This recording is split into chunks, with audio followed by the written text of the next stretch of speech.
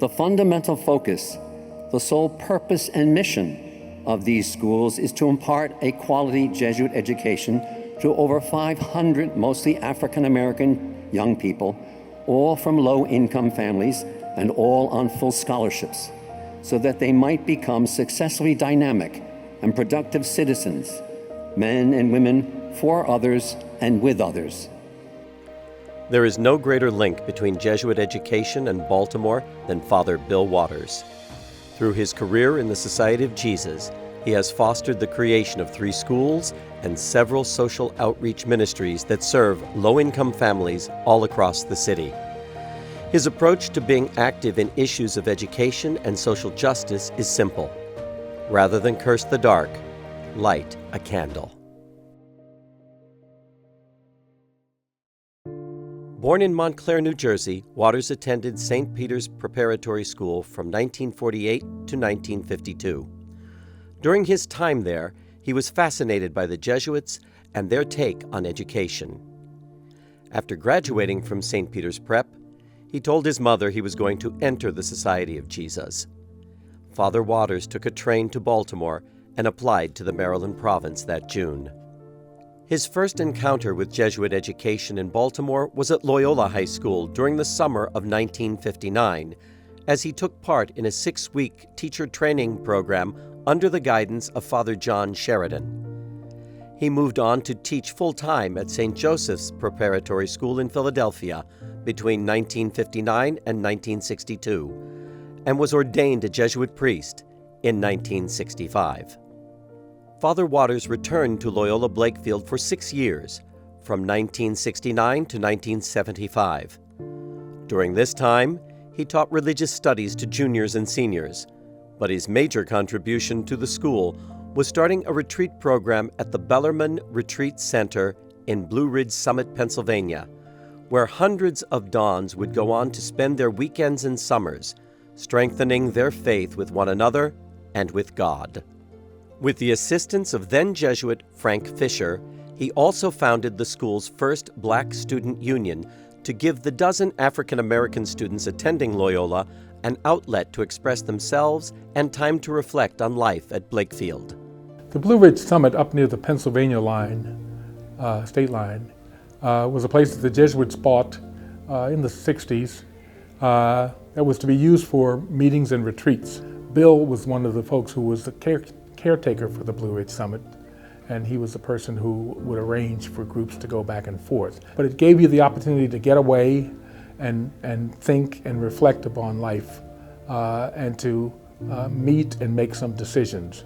Bill has always been kind, he's always been creative, he's always been committed, and he stands for what is right.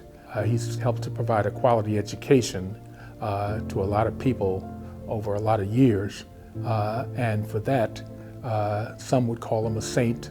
I would call him a darn good role model of a priest.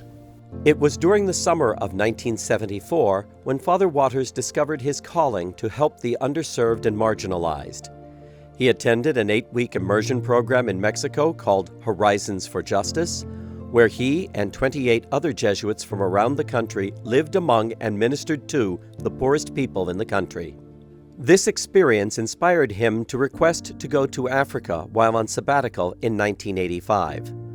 During that summer, he traveled to Nigeria to work with the local Jesuits and helped minister to over 15,000 Nigerians at St. Joseph's Catholic Church in Benin City. He returned in the fall to serve as the pastor for Old St. Joseph's Church in Philadelphia, where he would spend the next 4 years before heading back to Nigeria in 1989 to serve as the acting pastor. He returned to the United States in 1991, and his next assignment was St. Ignatius Church on Calvert Street. He was told by the provincial that he might have to close the church since there weren't enough parishioners. Little did he know this would be the start of his life's work to enrich the lives of so many in Baltimore City. While serving as pastor, he had the idea to start a school in the empty building attached to the church, based on the Nativity Schools model that was started by the New York Jesuits on the Lower East Side. After 2 years of feasibility studies and fundraising, The school was off and running on August 28, 1993. The school enrolled 20 boys from 17 different elementary schools that first year, all from low-income families and all on full scholarships. During its fourth year of operation, Father Waters hired McDonough graduate Jeff Sindler, who became headmaster for the next 10 years. He really gave me the opportunity of a lifetime. I had not been a really experienced administrator prior, but I think he recognized the energy and passion that I had, and together we really set a vision for the school.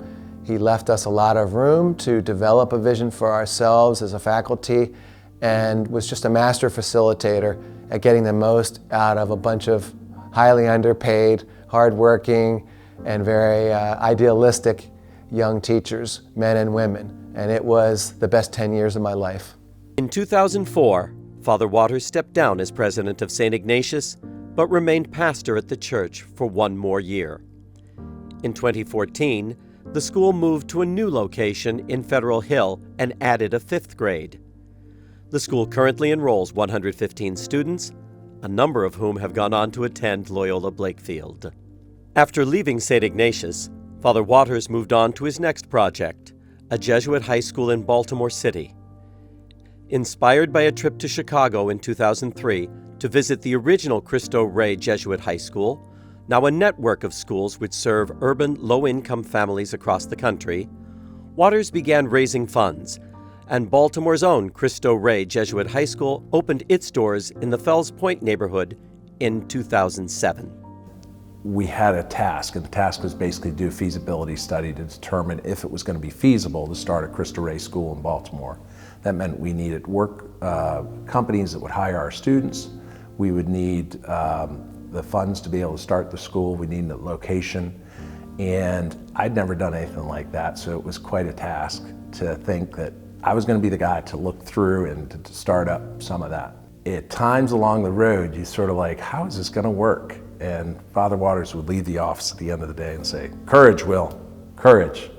And I can always remember that as a lesson, because now I can look back at the school and say, how did it get started? And I think it was the courage of just every day going along the task and doing what needed to be done, so that ultimately what it was his vision. And I think of Father Waters as like a prophet who has a vision, and that's education can lead kids out of a difficult situation and help bring them back to be basically leaders for the future, for their own generation, for the future generations. In 2017, he opened his 3rd school, the Loyola Early Learning Center, a developmentally appropriate program for children ages 2 to 5, located on 2 floors of the St. Ignatius Center in Mount Vernon, where 55 children are currently enrolled. The school was funded by the generosity of 12 families in just 1 year. I've had the pleasure of working with Father Bill Waters since May 2017. I was brought on to take over the Loyola Early Learning Center before the building was actually finished. They had purchased 801 St. Paul Street, which is a beautiful old building built in the 1800s, and it needed a lot of renovation to turn it into the beautiful preschool that it is today. When I first started, the building was literally a gutted building with exposed brick, no floors, no walls, no windows. And I remember walking through here on one of my first days at work with Father Bill wearing his hard hat, and myself in my hard hat, and the rest of the team of construction workers, and looking at this building and thinking this is going to be an amazing space. We opened up the school in September, and in that period of time I got to know Father Waters quite well, talking with him about enrolling the new families, what the vision of the school was and what the purpose of the school was. And I think his vision for children and for education is really something to be impressed with. He's got a real vision for Baltimore. He's got a vision for education, and the idea of focusing especially on the cura personalis, taking care of the whole child and making sure that the family is part of the whole educational journey is really important as well. Having just turned 86 years old this March, Father Waters' drive toward making Baltimore City a better place pushes on. An elementary school is in the works, and talks about a junior college are on the horizon. Father Waters has inspired generations of individuals through his leadership, care, and ministry. Where there is a void, he seeks to fill it with love. Where there is injustice, with hope. And wherever there is darkness, he always brings the light. When I think of education and its impact on Baltimore, Father Waters immediately comes to mind.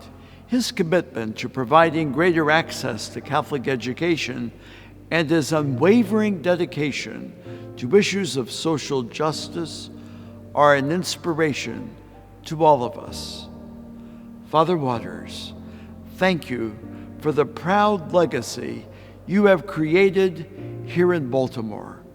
You are an extraordinary example of what it means to live the gospel, to walk in the footsteps of Jesus Christ, and to be a loyal son of Saint Ignatius of Loyola. May God continue to bless you and your ministry in the Archdiocese of Baltimore.